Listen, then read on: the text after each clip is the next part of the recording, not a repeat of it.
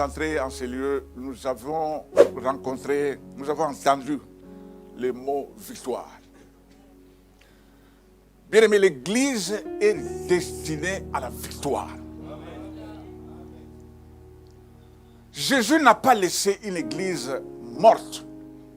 Jésus n'a pas laissé une Église faible. Jésus n'a pas laissé une Église triompher. Non, une Église qui est plus que triomphante. La Bible nous dit, il a paru pour détruire les œuvres du diable. Ça, c'est le langage de la Bible, le langage de la parole. Et quand le Saint-Esprit révèle cela, c'est pour nous faire comprendre que l'Église comme telle n'est pas une assemblée de faiblards, n'est pas une assemblée de pleureurs, ce n'est pas une assemblée quelconque. Parce que Jésus lui-même dit, voici, je vous donne.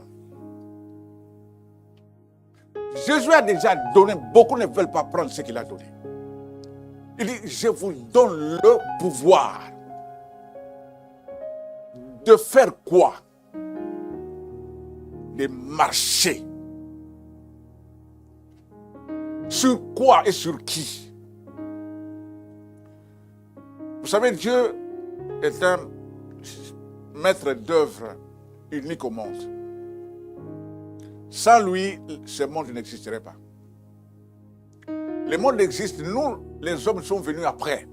Que Dieu a déjà établi les choses, il a déjà mis des bornes, il a déjà tout mis en place. Il a fait l'homme et l'a placé là pour que l'homme fasse quoi? Si nous revenons dans le langage de la parole, afin que l'homme domine, cela veut dire dans la pensée de Dieu. Depuis la création, l'homme devrait dominer. Mais l'homme n'est pas là pour être dominé.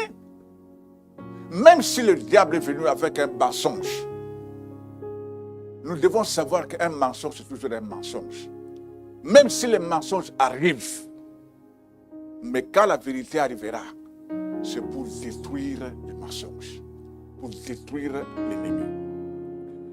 Nous allons lire un texte ce matin. Déjà dans ma pensée, je disais, Dieu a un langage qui est à lui-même. Ce qu'il dit, ça s'accomplit. En lisant Genèse, vous allez voir qu'est-ce que Dieu faisait. Dieu dit que la lumière soit. Donc le dire de Dieu, c'est déjà l'évidence, c'est déjà l'accomplissement. Quand il dit que la lumière soit, la lumière est venue.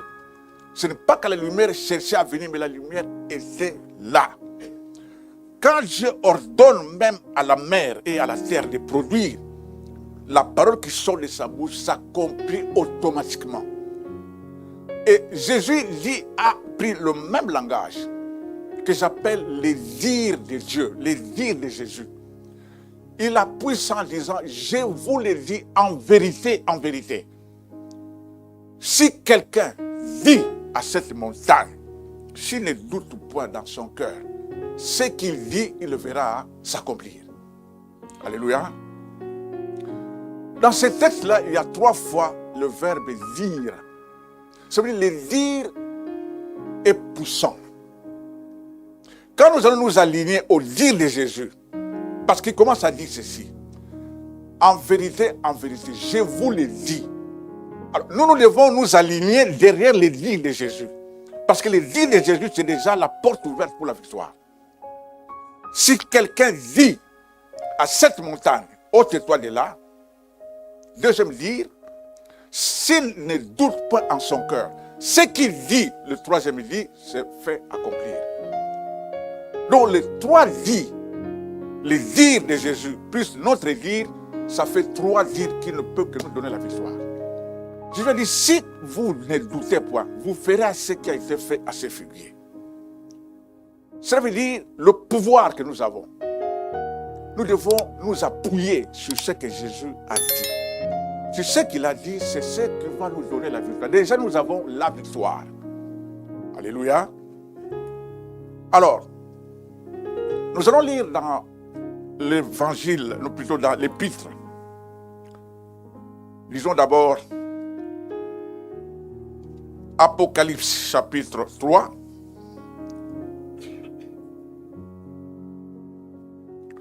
Apocalypse chapitre 3. Nous allons lire à partir du verset 7.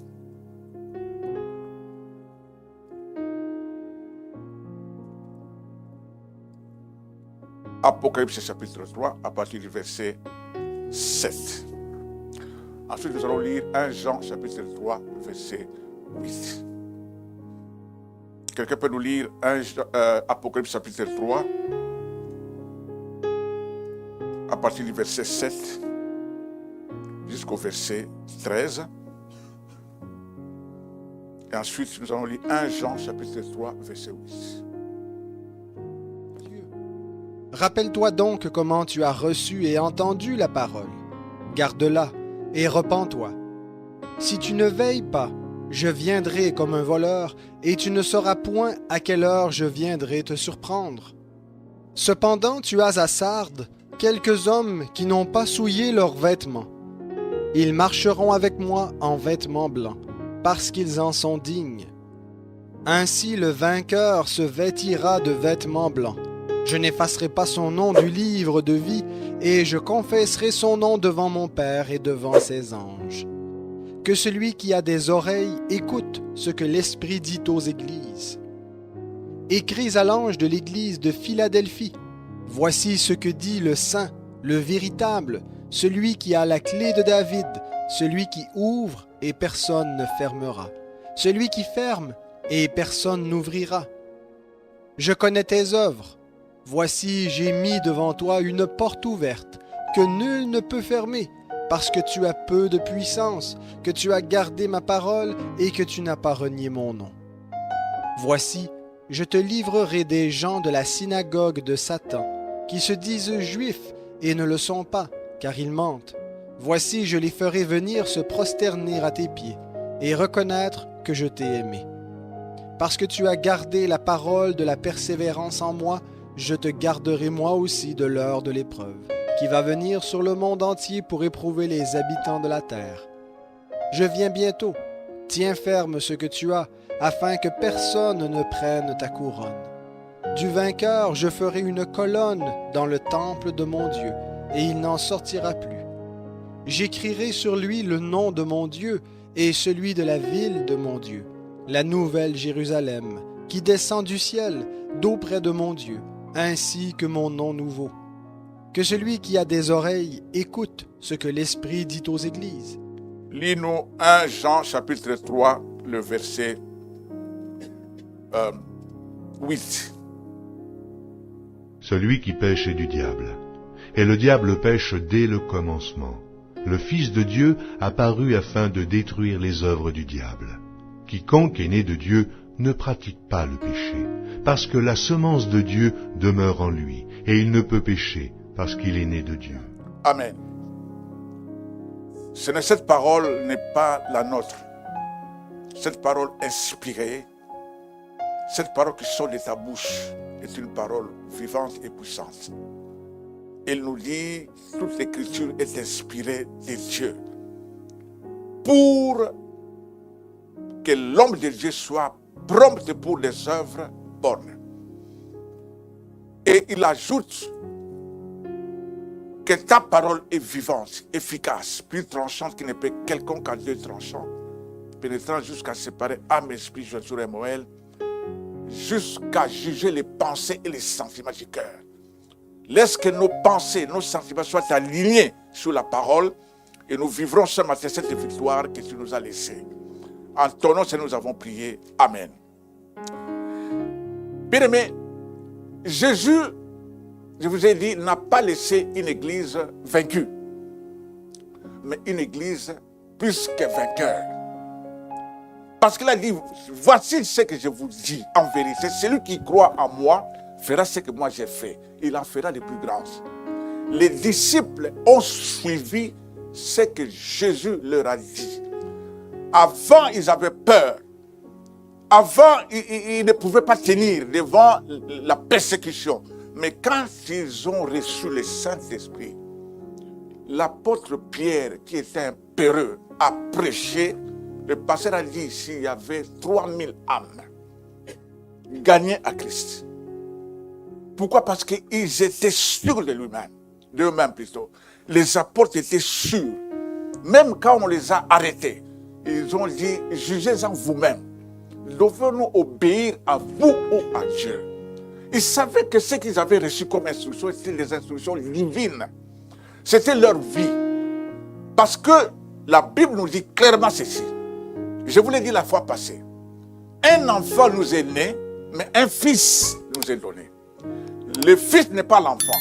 Et l'enfant n'est pas le fils. L'enfant, pour vivre, il fallait que le fils qui est donné entre en lui.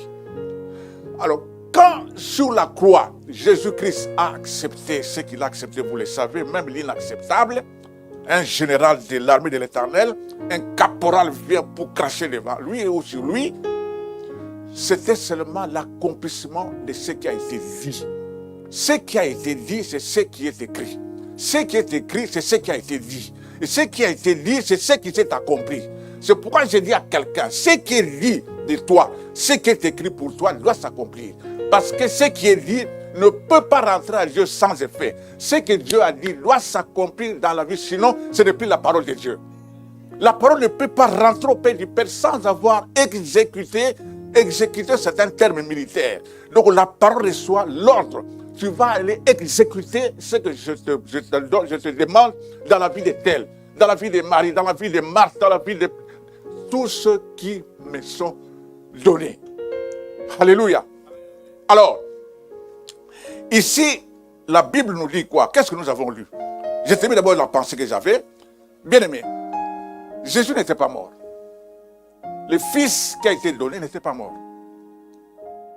Vous allez peut-être dire, mais pourquoi? Nous savons qu'on dit que Jésus était mort. En réalité, Jésus n'était pas mort. Pourquoi? Parce que Jésus est la vie. La vie ne peut pas mourir. C'est le corps du Christ, le corps, l'enveloppe où l'Esprit, où Dieu, le Fils était. C'est cette enveloppe-là qui était morte. C'est ce corps-là qu'on a vu. C'était le corps de l'enfant. Jésus, qu'est-ce que la Bible nous dit? Dans Matthieu, chapitre 28, je vous le lis. Dans Matthieu, chapitre 28, qu'est-ce que la Bible nous dit? Je vous lis ceci. À partir du verset 49. Mais les autres disaient, laisse, voyons si Élie viendra les sauver. Jésus poussa de nouveau un grand cri et il rendit l'esprit. Et voici le voile du temple se déchira en deux, depuis le haut jusqu'en bas. La terre trembla, les rochers se fendirent. Les sépulcres s'ouvrirent et plusieurs corps de saints qui étaient morts ressuscitèrent. Comprenez bien ceci. Est-ce qu'un mort peut faire trembler la terre? Est-ce qu'un mort peut aller ressusciter les morts? Non. L'Esprit du Christ, quand il a rendu l'Esprit, c'est-à-dire il est sorti de ce corps, il est descendu. Il y a eu un tremblement de terre. Vous ne savez pas ce qui s'est passé. Comment est-ce que les sépulcres doivent s'ouvrir? Parce qu'ils ont reçu un mouvement. Il y avait une secousse pour que les morts poussent. Parce que la vie est entrée sous terre. La vie est entrée là en bas. Est-ce qu'un mort peut aller ressusciter les morts? Est-ce qu'un mort peut bousculer la terre? Non. C'est l'Esprit du Christ, c'est le Fils lui-même qui est allé reprendre les clés. Parce qu'un mort ne pouvait pas le faire. Mais seul lui, parce qu'il est la vie. Jésus est la vie. Jésus n'est pas mort. Jésus est vivant. Même dans les séjours des morts, il est entré en vie pour aller récupérer. Il a dit à Pierre, je te donnerai les clés. Où est-ce que les clés étaient? Les clés étaient là-bas en bas avec l'ennemi. Où était la gloire? La gloire était là-bas avec le diable qui a volé. Mais Jésus devrait entrer dans le monde là des ténèbres pour reprendre tout. Mais ce mouvement-là a fait sortir les sépulcres ceux-là qui étaient morts. La Bible nous dit clairement, les sépulcres s'ouvrirent et plusieurs corps de saints qui étaient morts ressuscitèrent. Écoutez, étant sortis des sépulcres, après la résurrection de Jésus, ils entrèrent dans la ville sainte et apparurent à un grand nombre de personnes. Parce que Jésus n'était pas mort. La vie ne peut pas mourir. La vie est vie. Alors, Maintenant, nous venons de lire un texte de l'église de Philadelphie. La Bible dit ici, à partir du verset 7 que nous avons lu, « Voici ce que dit le saint, le véritable, celui qui a la clé de David, celui qui ouvre et personne ne fermera, celui qui ferme et personne n'ouvrira. » Écoutez, je connais tes œuvres. Voici parce que tu as peu de puissance et que tu as gardé ma parole et que tu n'as pas renié mon nom. Ce constat ici est fait par Jésus lui-même. C'est pour dire qu'il connaît nos œuvres. Il connaît les œuvres de chacun. Il voit tout ce qui s'est fait sous la terre et sous la terre. Il voit tout. Il connaît les œuvres de chacun. C'est pourquoi lui savait qu'il a paru pour détruire les œuvres du diable. Les œuvres du diable ne peuvent plus dominer sur l'Église. Parce qu'il les a détruites. Maintenant, il s'est en train de voir comment est-ce que nous nous comportons devant l'ennemi. Parce que les œuvres du diable ont été déjà détruites, bien aimés, par celui qui avait le pouvoir, qui avait le droit, qui avait la puissance. Et il dit, je vous donne le pouvoir de marcher. S'il rêve sa tête, vous avez le pouvoir pour lui écraser la tête. Pour marcher sur lui, pour l'abattre. Le verbe détruire, c'est abattre, c'est ruiner. Le verbe détruire doit être conjugué au présent, pas au futur. Détruire maintenant dans nos vies, dans nos familles. L'Église ne peut pas, en tout cas, être une Église qui pleure. Parce qu'au départ, les œuvres du diable, toutes les œuvres du diable ont été détruites. Si quelqu'un est d'accord avec moi, il dit Amen. Parce que la Bible dit, il a paru pour détruire, et il a détruit. Quand il a détruit, quand il a rendu seulement l'esprit, c'est-à-dire la victoire était certaine. La victoire était totale. Il a démontré en descendant sur la terre, ceux-là qui sont morts sont ressuscités. Pourquoi? Parce que la vie est entrée là-bas. Et cette même vie, il nous l'a laissée. Si nous voulons vivre ce que Jésus a fait, nous devons seulement croire. Il a dit en vérité, je vous le dis. Si quelqu'un dit, alors aujourd'hui nous allons dire quelque chose. Ce que nous allons dire, nous allons le mettre en pratique en croyant seulement ce que nous allons dire. C'est ce qui va s'accomplir. Est-ce que quelqu'un croit à ça? Il y a 5 personnes qui ont dit Amen. Est-ce que quelqu'un croit à cela? C'est le langage de Jésus-Christ. Le langage de Jésus-Christ, c'est un langage plus que vainqueur. C'est un langage puissant. Parce que ça sort de la vie. Ça sort de celui qui est en vie. Ça sort du plus grand vainqueur qui a fait de nous des plus que vainqueurs. Alors, qu'est-ce qui a fait que cette révélation sorte? Parce qu'il dit, parce que tu as peu de puissance, Dieu sait de quoi nous sommes formés. Amen. Il connaît nos faiblesses. Mais il nous rappelle que nous devons toujours avoir confiance en lui. Jésus dit, voici, je suis avec vous tous les jours jusqu'à la fin des temps. Si nous croyons seulement à cette parole, nous l'aurons toujours à côté de nous. Il sera toujours avec nous. Nous regardons à droite, il est là. À gauche, il est là. Devant nous, il est là. Derrière nous, il est là. Parce qu'il a dit, je suis avec vous jusqu'à la fin des temps. Alors, il dit, tu as peu de puissance, mais tu as gardé ma parole. L'Église est condamnée à garder la parole. L'Église est condamnée à garder le langage de Jésus. L'Église est condamnée à vivre la parole. Il ne nous a pas laissé autre chose. Il ne nous a pas laissé un feuille de laurier. Il ne nous a pas laissé de l'obéir. Non, il nous a laissé sa parole. Quand nous allons garder la parole, voici ce qui va arriver. Il dit, car tu as gardé ma parole et que tu n'as pas renié mon nom. La persécution qui était venue, vous savez, ils demandaient aux apôtres ou aux disciples de régner le nom de Jésus. C'était la seule condition qu'on leur a donnée. Mais ils ont dit non. Comment devons-nous régner celui qui nous a donné le pouvoir, qui nous a dit, voilà ce que vous devez faire, qui nous a démontré qu'il a vaincu le monde? Comment est-ce que nous pouvons régner sa parole? Comment est-ce que nous pouvons régner son nom? Son nom est puissant. Le paralytique qui était guéri, l'apôtre Pierre avec Jean allait au temple. Ils ont trouvé le paradis qui était là des années. Mais ils croyaient que Pierre et Jean lui allaient donner l'argent. Il dit non. Ce que nous avons, nous, c'est ce que nous te donnons. Qu'est-ce qu'ils avaient? Ils avaient la parole. Qu'est-ce qu'ils avaient avec eux? Ils avaient la parole. Il dit, ce que nous avons, nous te donnons. Ce que nous avons, c'est ce que nous avons reçu. Ce que nous avons, c'est ce qui nous fait vivre. Ils l'ont touché seulement par la main et cet homme, pour la première fois, s'est mis debout.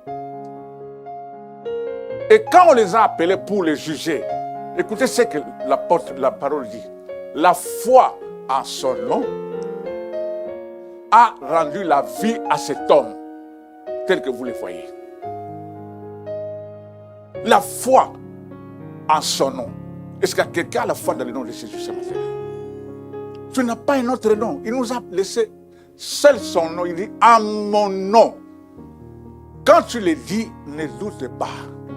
Crois que ce que je suis en train de dire, ce n'est pas ma parole. Je m'aligne sur ce que Jésus lui-même a dit.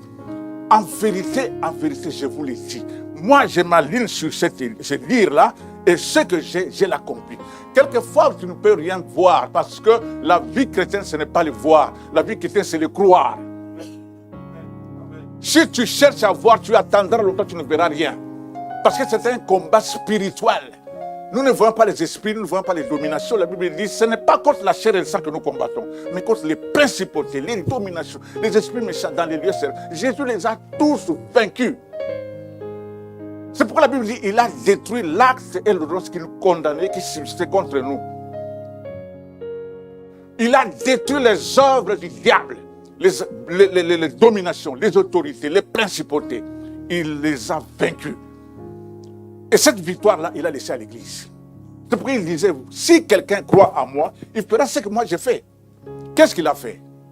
Dorcas est morte. Pierre était dans la contrée.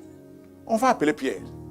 Pierre est venu tranquillement, parce qu'il était sûr qu'il était avec celui qui ressuscite les morts. Il est entré. Il a fait sortir tout le monde, parce qu'il a vu comment les maîtres avaient fait. Il a vu comment les maîtres le faisaient. Il a dit, allez, vous tous sortez. Il a prié, il a tenu Dorcas par la main. Dorcas est sorti. Parce qu'il avait la foi. Il savait avec qui il vivait. Il savait avec qui il avait affaire. Il était avec le Seigneur qui lui a dit, Pierre, tu m'as renié devant un feu. Mais moi, je te récupère aussi devant un feu. Mais sur ce feu-là, j'ai mis les poissons. Quand Jésus est allé récupérer Pierre, vous connaissez l'histoire. Pierre a renié Jésus. Je ne le connais pas, 3 reprises. Et le diable croyait qu'il a vaincu Pierre. Mais Jésus ne pouvait pas laisser Pierre être vaincu. Parce que sur cette pierre-là, il dit, je bâtirai mon église. L'église ne pouvait pas être vaincue par les simples déclarations de l'ennemi. Pierre était sûr que ce qu'il ferait, c'est avec le Seigneur qu'il est en train de le faire. Alors, tu n'as pas renié mon nom. La foi dans le nom de Jésus, c'est toute l'affaire. La foi en ce nom a guéri cet homme que vous voyez devant vous. Et c'était un miracle, prouvant, un miracle clair. Tous ceux qui entraient, qui passaient l'homme devant la porte, ils l'ont trouvé dans les temples. Ceux qui sont venus après, ils pouvaient s'attendre déjà, non, je prépare quelque chose pour donner à ces paralytiques. Mais ce jour-là, ils ne l'ont plus trouvé là à sa place. Ils l'ont trouvé dans les temples. J'ai dit à quelqu'un, ta place n'est plus dehors. Ta place, c'est dans les temples. Ne reste plus dehors, reste dans les temples. Parce que dans les temples, c'est pour louer Dieu. Dans les temples, c'est pour honorer Dieu. La Bible dit que tout ce qui respire loue l'Éternel. Louez-les où? Dans les lieux où éclate sa puissance. Sa puissance s'éclate où? Dans nos vies. Dans la vie de quelqu'un, la puissance de Dieu va s'éclater aujourd'hui. Si tu le crois, tu dis encore un bon amen. Parce que Jésus est sûr, il était sûr de lui-même. Les apôtres étaient sûrs d'eux-mêmes. On leur a demandé de régner les noms, ils ont dit non. C'est pourquoi ils ont subi tout ce qu'ils ont subi. Vous pouvez imaginer quelqu'un, on va le dépeler. Vous pouvez imaginer quelqu'un, on nous coupe la tête parce qu'il ne veut pas régner le nom de Jésus. Nous ne subissons pas la persécution, bien-aimés. Mais ces hommes-là ont subi la persécution. La vraie persécution. La vraie alors persécution. Jusqu'à ce que tous sont morts d'une mort tragique. L'apôtre Jean qui parle ici, vous pouvez imaginer prendre quelqu'un, le mettre dans un fût chauffé, un fût d'huile. Si quelqu'un d'autre le bouge, mon frère, chauffé, mis dans un fût, il est sorti sain et sauf. Essayez un peu de comprendre ça. Ne cherchez pas à aller plus loin, à tirer de... Crois seulement que ce qui a été fait est une vérité. Jean a souffert. Jean, là, à l'île de Patmos, a souffert. Mais c'est lui qui a reçu. C'est pourquoi quand tu vas souffrir avec le Seigneur, tu auras des révélations. Il est prêt pour donner des révélations à ceux qui souffrent avec lui. Il est prêt pour te faire voir qu'il est vivant. Sinon, cet évangile ne sert à rien. Sinon, ce que nous croyons ne sert à rien. Nous croyons à la parole parce qu'il nous a laissé là. La parole est là, c'est le langage de Dieu. C'est le langage du ciel. Alors, il dit, j'ai mis devant toi une porte ouverte. Cette porte ouverte, mais c'est lui-même la porte. Il dit, celui qui croit en moi entrera et puis il sortira. Il trouvera le bon pâturage. Lui, la porte, quand tu entres par lui, tu sors, mais tu vas trouver tout ce qu'il a préparé pour vous.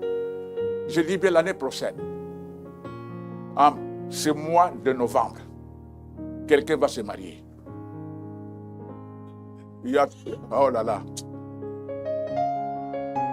Pasteur, je dis bien ceci. L'année prochaine, au mois de novembre, quelqu'un va se marier.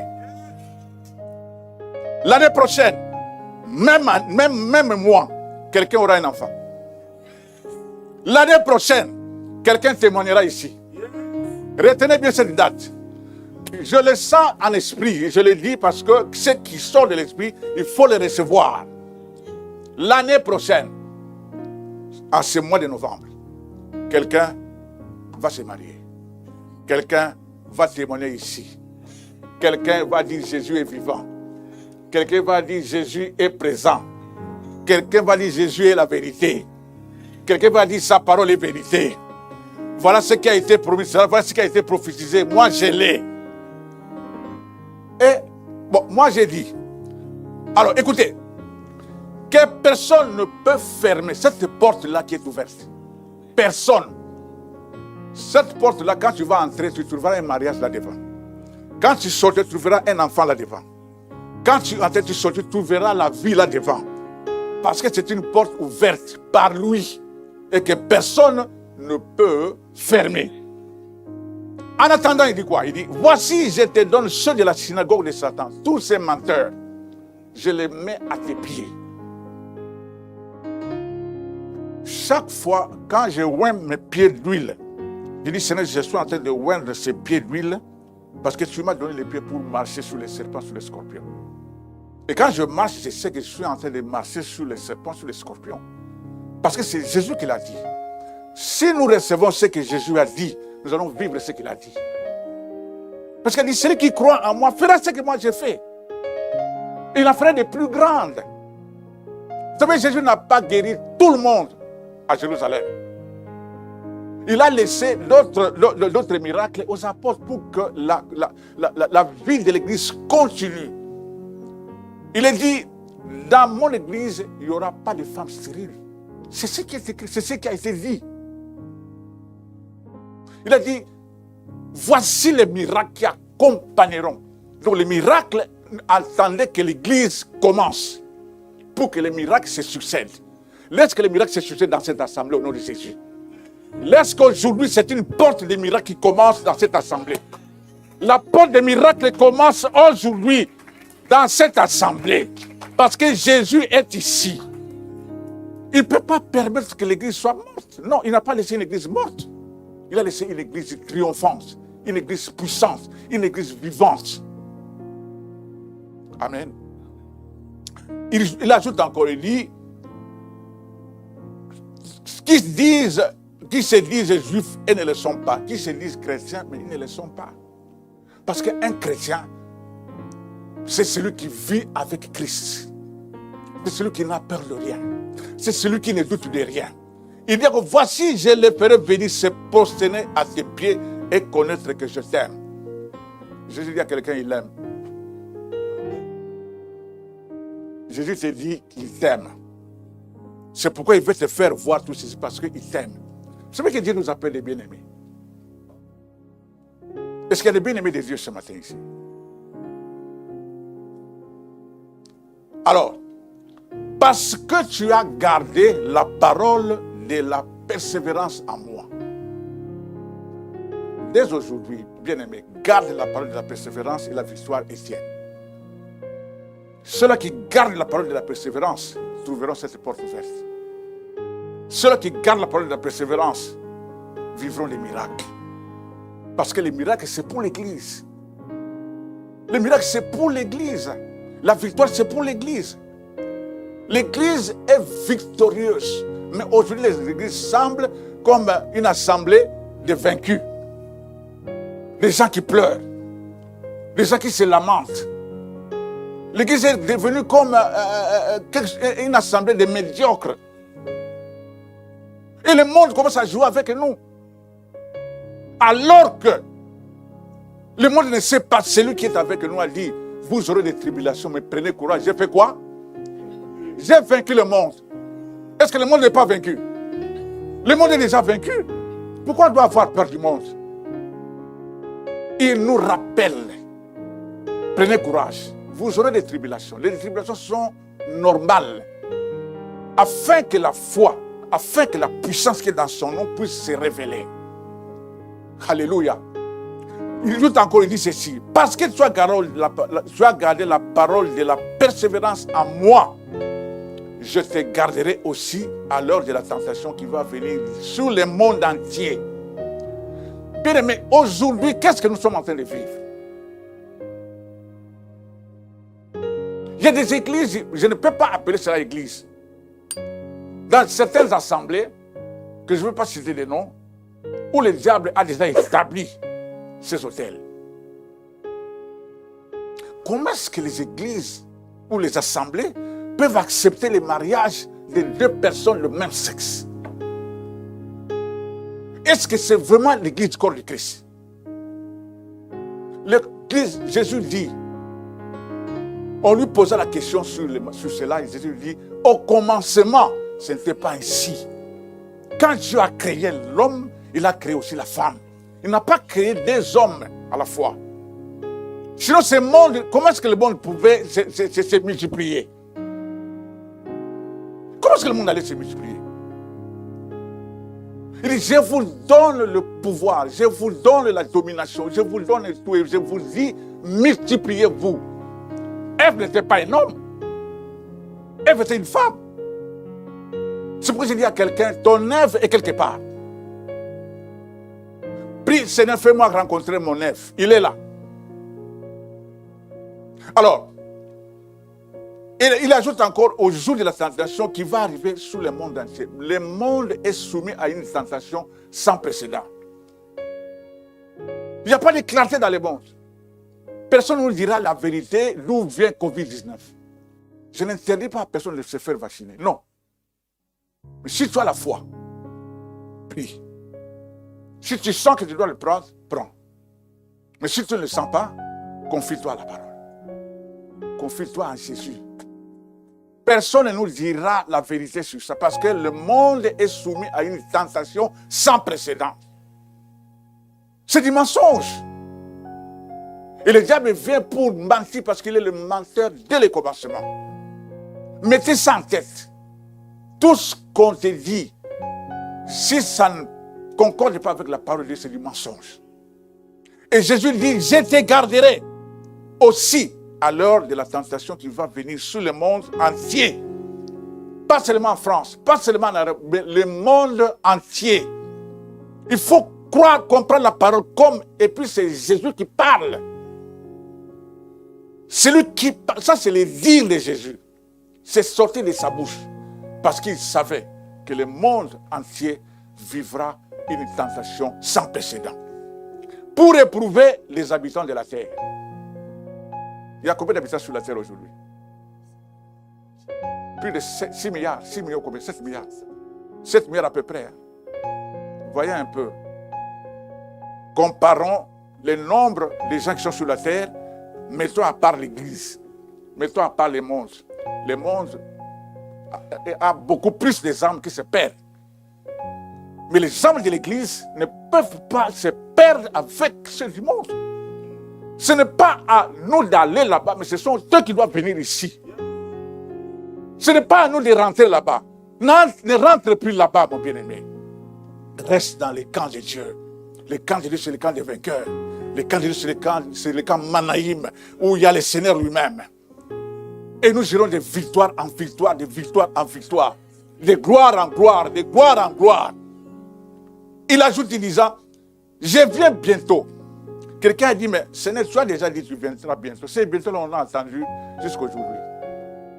Il ajoute, je viens maintenant. Maintenant, le Seigneur vient. Il dit encore, retiens ce que tu as, afin que personne ne prenne ta couronne.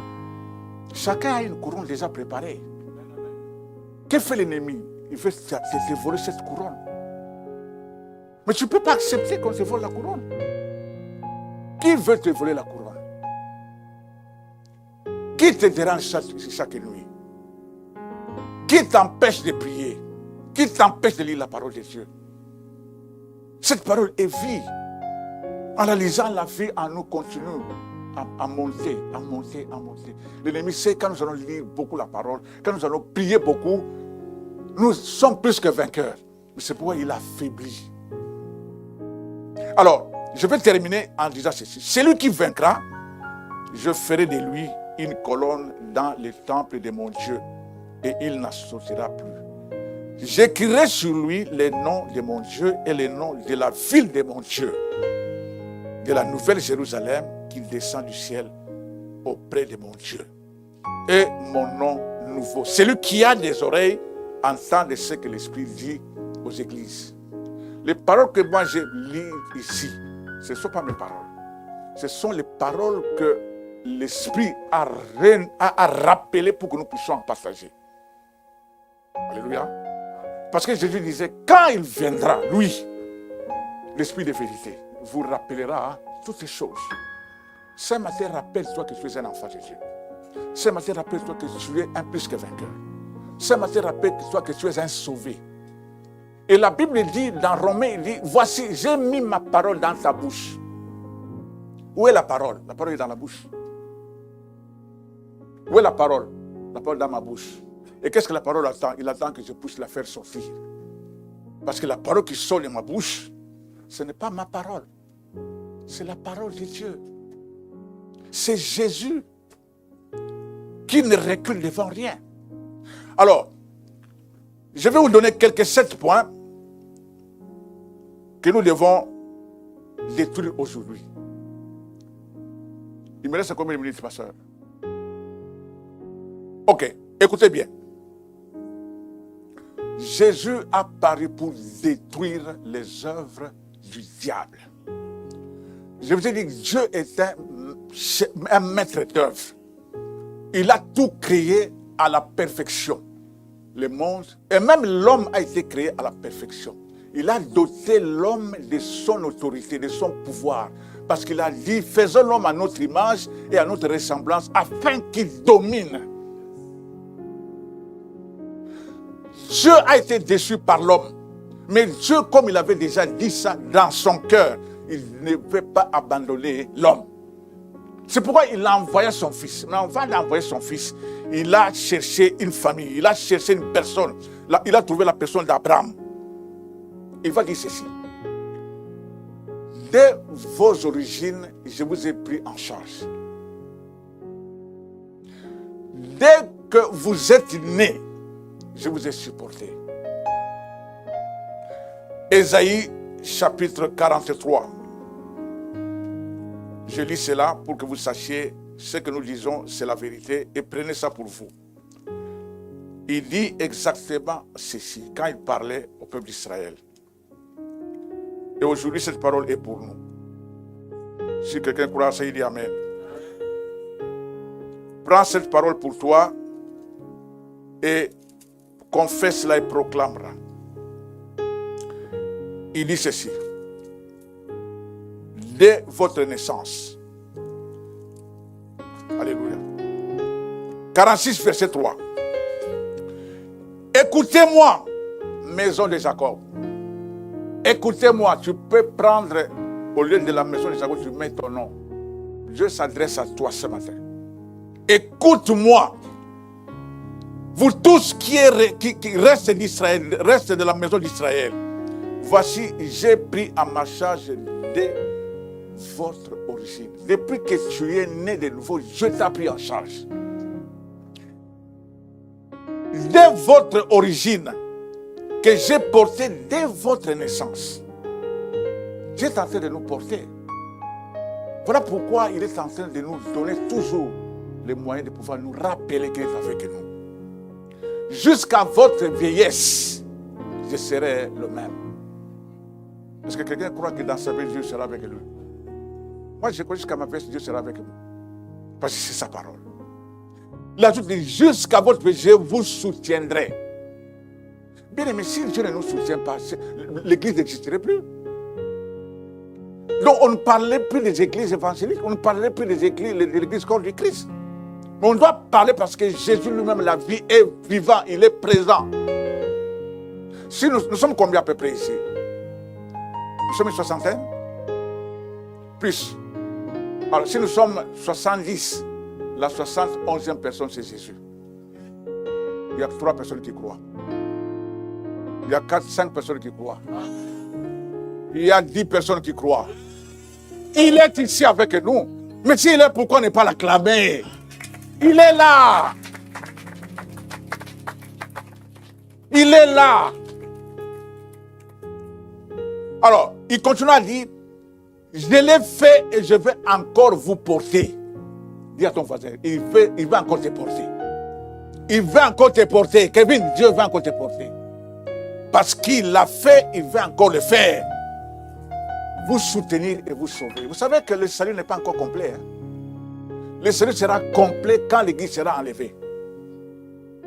Parce que pour aujourd'hui, l'iniquité est en train de croître. Et beaucoup des élus sont en train de tomber. Covid a ramené beaucoup de chrétiens en arrière. Je les entends quand ils viennent par exemple au bureau là-bas. Parce que je ne prie plus parce qu'il y a Covid. Je ne vais plus à l'église parce que, bon, vous savez, hein, aujourd'hui avec le Covid et avec le confinement, on ne va plus à l'église. Moi, je dis, ma soeur, mon frère, prie, demande à Dieu. Oriente-moi dans le monétisme où je vais croître selon la parole de Dieu. Parce que lors de la persécution, la Bible dit quoi? Il persévérait dans l'enseignement des apôtres. C'est béni Dieu parce que vous avez des bons enseignements ici. Il persévère dans l'enseignement des apôtres. Avec la fraction des pains, la Sainte Seine. Je voulais même demander au pasteur qu'on fasse la Sainte Seine aujourd'hui, mais c'était trop tard. Il persévérait dans la communion fraternelle. Je disais quelque chose au mari hier. Mon épouse me l'a rappelé même. Je me dit, écoutez, ce que tu as dit là, il faut que tu te rappelles de ça. Qu'est-ce que j'ai dit au mari? Je lui ai dit, écoutez, vous êtes là vous deux. La troisième personne, le troisième fille qui est au milieu de vous, c'est Jésus. Quand tu vas regarder ta femme, tu ne la vois pas, tu vois Jésus. Si tu veux la regarder comme telle, tu vas la juger. Tu vas dire n'importe quoi. Mais sache que quand tu la regardes, tu vois Jésus. Et j'ai dit à l'homme, à la femme, quand tu vas regarder ton mari, regarde, tu vois que tu es en train de voir Jésus. Ça veut dire qu'il est au milieu. Comme nous sommes là, celui qui est à ta gauche, quand tu le regardes, tu dis non, c'est Jésus qui est là. Il est au milieu de nous. Il n'est pas dans un coin, mais il est au milieu de nous. Alléluia. Quand nous allons nous considérer comme tels, nous allons honorer le Seigneur. Qui a dit, je suis avec vous jusqu'à la fin des temps. Je suis au milieu de vous. Alléluia. À qui me comparerez-vous? Avec qui pouvons-nous comparer Dieu, bien-aimé? Nous avons un grand Dieu, un puissant Dieu, un Dieu élevé au-dessus de toutes choses, le Dieu créateur est au milieu de nous. Il nous a donné son Fils. Et le Fils est venu vivre en nous. Tout ce que la Bible dit, c'est une vérité. Quand nous nous alignons sur cette vérité, nous irons de victoire en victoire. Alors, je ne peux pas aller plus loin. Écoutez, l'ennemi a tout fait pour amener ces quelques points pour nous éloigner de Dieu. Premièrement, les doutes. Il a commencé avec les doutes à la création. Est-ce que Dieu a réellement dit? Ça, c'est son mode opératoire. Les doutes. Quand il installe un doute dans ton cœur, terminé. Ne permets pas aux doutes de prendre vie. Crois à cette parole qu'elle est la vérité. Crois à cette parole qu'elle est la vie. Crois à cette parole qu'elle est puissante. Crois en elle comme elle est là. L'ennemi a installé premièrement les doutes. Derrière les doutes, il y a les mensonges. Deuxième arme qu'il utilise. C'est Jésus qui est venu révéler. Hein? Vous ne le connaissez pas. Mais c'est un menteur dès le commencement. Depuis la création, il a apparu avec quoi? Avec les doutes, avec les mensonges. Troisièmement, la révolte. Il veut créer une division, une révolte entre l'homme et Dieu. Parce que lui, il a été chassé. La Bible dit qu'il est descendu sur la terre animé d'une grande colère. Alors, il est venu pour l'homme. Parce que, je vous l'ai dit l'autre jour, l'esprit sur la terre, s'il n'a pas un corps, il est en situation irrégulière. C'est pourquoi la Bible dit, quand un mauvais esprit est chassé d'un corps, il va rayonnant. Il va chercher où se loger. Mais s'il ne trouve, il revient à ce corps, il trouve que le corps est orné. Le corps est entouré de louanges. Le corps est bien préparé. Le corps est lavé. Le corps est purifié. Qu'est-ce qu'il va faire? Si vous connaissez la Bible. Il va chercher cet autre esprit, plus puissant que lui. Et quand il vient avec cet autre esprit, ça veut dire 8 esprits. La personne peut résister. Mais pour toi, tu vas résister. Parce que Jésus, le grand vainqueur, est avec toi. Qu'il amène 10 esprits, qu'il amène 20, qu'il amène 50. Toi, tu es plus que vainqueur en Jésus-Christ. Alléluia. Amen. La révolte, la peur, ce sont les armes de l'ennemi. Il amène la peur. La peur, quand la peur s'installe, c'est fini. C'est pourquoi il ne faut pas accepter qu'il amène la peur s'installer dans ta vie. La discorde, dispute, jalousie, la haine, toutes ces choses, ce sont les œuvres du diable. Dans Galates 5, la Bible dit clair, les œuvres de la chair, les œuvres du diable, qu'est-ce qu'ils sont? Je vous les lis pour que vous si quelqu'un est là-dedans, nous allons prier aujourd'hui, tout cela va partir. Et c'est dans le nom de Jésus. C'est dans le nom de Jésus. Le puissant nom qui nous a été laissé, c'est le nom de Jésus. Écoutez, l'Esprit dit ceci au verset 19 du chapitre 5. Oh, les œuvres de la chair. Les œuvres de la chair sont les œuvres du diable. Les œuvres de la chair, c'est quoi? Premièrement, ils sont manifestes. Donc, ils sont nombreuses. L'impudicité, l'impureté, la dissolution, l'idolâtrie, la magie, les inimitiés, les querelles, les disputes, les jalousies et les animosités, les disputes, les divisions et les sectes. Les sectes, c'est la sorcellerie. Ce matin, celui qui est en sorcellerie doit être libéré au nom de Jésus. Ce matin, il faut que tu prennes cette décision que je dois être libéré ce matin parce que la parole est avec moi, l'épée est avec moi. Il dit l'ivrognerie, l'envie, l'ivrognerie, et quoi encore, les divisions, et les excès de table, les choses semblables. Toutes les œuvres du diable aujourd'hui doivent quitter nos vies. Si quelqu'un croit ça, il doit dire un grand amen. Alléluia. Pour terminer, Jésus est venu pour détruire toutes ses œuvres ici. Et il est ici ce matin. Pour terminer, il y a aussi la cupidité. Donc, en résumé, Jésus veut que nous sachions que le diable veut détruire notre relation avec Dieu. Pour que nous soyons liés à lui. Le diable veut détruire notre relation entre nous. Alors que Jésus a dit, aimez-vous les uns les autres. Mais le diable ne veut pas ça. Il crée toujours division. Même dans un foyer, il a un seul objectif. Je disais toujours, si dans la contrée, Adam, il y avait d'autres femmes, Adam allait chasser Ève de la maison. Vous comprenez ça? Il allait dire à Ève, Ève, c'est toi qui m'as induit en erreur. Tu n'es pas une bonne femme. Va chercher tes parents, cherche tes parents où tu veux, mais moi je trouve une autre femme. Mais Adam était obligé de vivre avec Ève. Cela veut dire, tu es obligé à vivre avec cette femme, tu es obligé à vivre avec cet homme.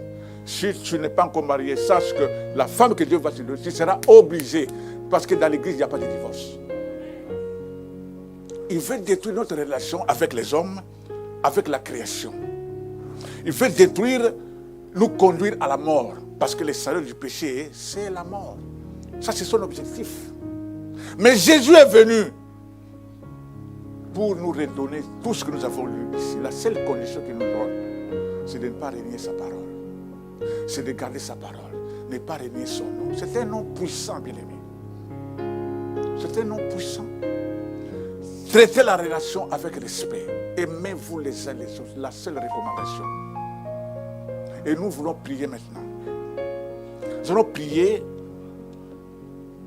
pour que tout ce que nous venons de lire, toutes les portes que l'ennemi a ouvertes seront fermées. Une seule porte qui restera ouverte, c'est la porte de Jésus dans ta vie. La seule porte. Quand tu vas entrer, tu trouveras de bons pâturages.